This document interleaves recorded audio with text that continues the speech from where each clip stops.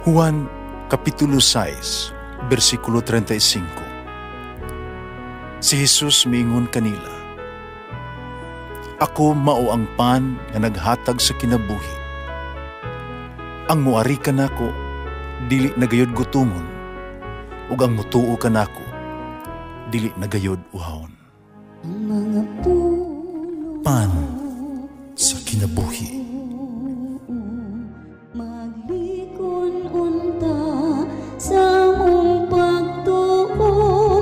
Gagakakabi sa pagtuman sa imong mahal nga kasuguan. Ginumana kaninyo. Santos ng Ebanghelyo sumala ni San Lucas. May mga tao nga miingon kang Jesus.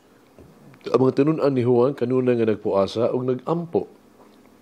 Ingon man ang mga tinunan sa mga Fariseo, parang imong mga tinunan, wala. Si Jesus mitubag, papausahon ba ninyo ang mga dinapit sa kumbira sa kasal, samtang kauban pa nila ang pamanhunon? Dili gayon. Apan moabot ang panahon, ang pamanhunon kuhaon, nitong adlaw, pagpuasa na sila. Unya, gisuginlan usab sila ni Jesus niining sa bingay. Wala tao nga magtabas og usa ka bahin sa bag-ong biste aron itapak sa daang biste. Kung buhaton niya kini, madaot ang bag-ong biste o ang gitapak dili mo bagay sa daan. Niya dunay mosulod og bag-ong bino diha sa daang sudanan nga panit. Kung buhaton niya kini, ang bag-ong bino magagisi sa panit. Kanya, madaot ang sudanan ug mausik ang bino. Kinahanglang bag-ong bino ang isulod sa bag-ong sudanan. Walay tao na mangandoy og bag-ong bino tapos siya makainom sa daang bino. Moingon siya, mas maayo gayud ang daang bino. Ang Ebanghelyo sa Ginoo. Pasalamati ang Ginoo kay siya maayo, ang iyang gugma mulungtad hangtod sa kahangturan. Pasalamati ang Diyos sa tanang mga Diyos, ang iyang gugma malungtaron.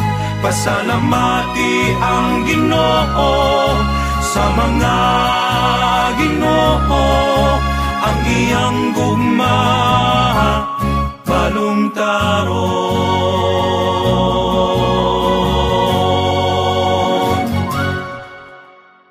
Ang Ebanghelyo nagsulti ka nato og duha ka importante ka ibutang mahitungod kang Jesus.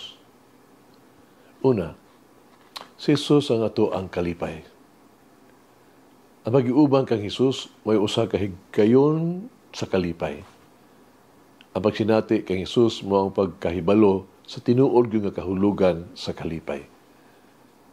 Ubang kang Jesus, makapanaw kita ni ining kinabuhi gikan sa kangit-ngit nito sa kahayag, gikan sa kasakit nito sa himaya, gikan sa kasubo nito sa kalipay, gikan sa krus, sa paglansang sa krus, ngadto sa pagpurong-purong sa katubsanan.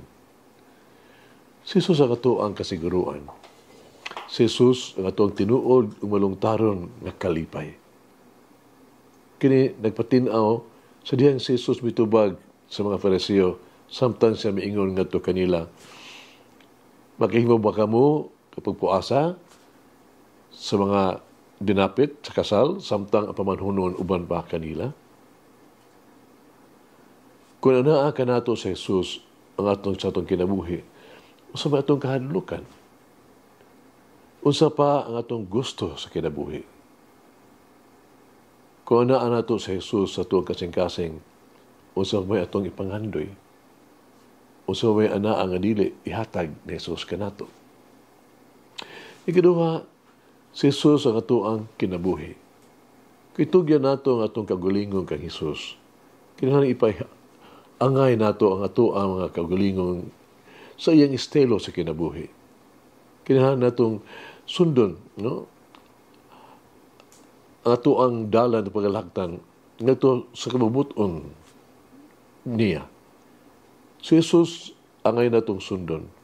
Busa kinahanglan alang ka nato isip mga sumusunod ni Jesus nga atong biyaan ang tanan natong mga karaan nga pamaagi. Biyaan nato ang daan nga watasan, isalikoy nato ang daan nga kahakog, pamatasan.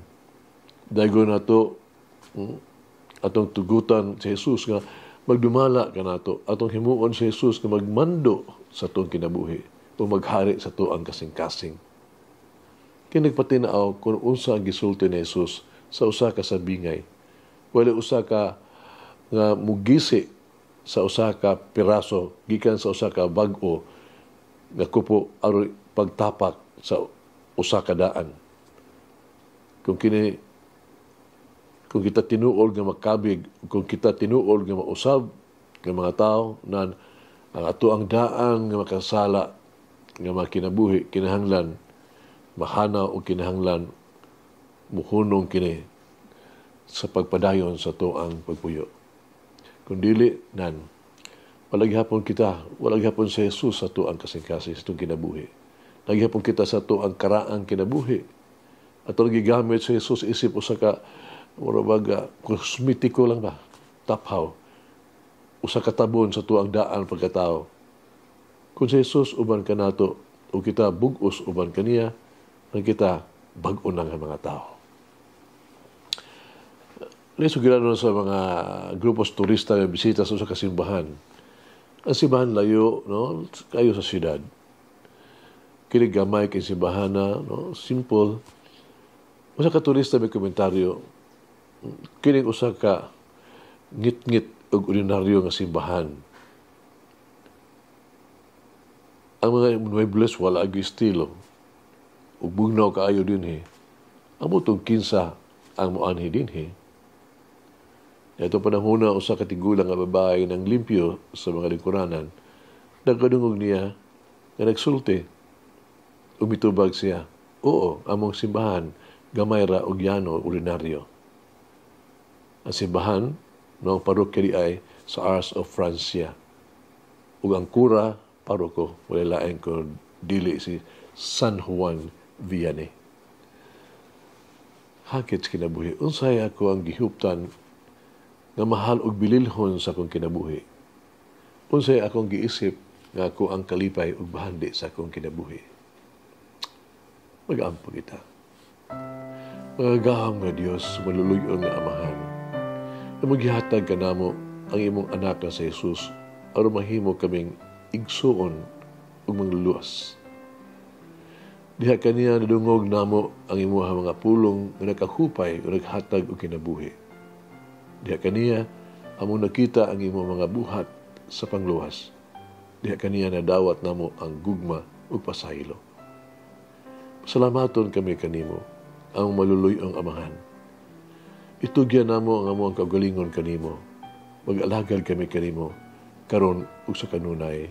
Amen. Mama Mary, open my mind and my heart to the new way of life I have received in baptism. Mulangin ang Diyos magagahom sa tanan, Amahan, Anak, Espiritu Santo. Amen. May the Lord of the divine mercy bless us all, heal us from all diseases and suffering.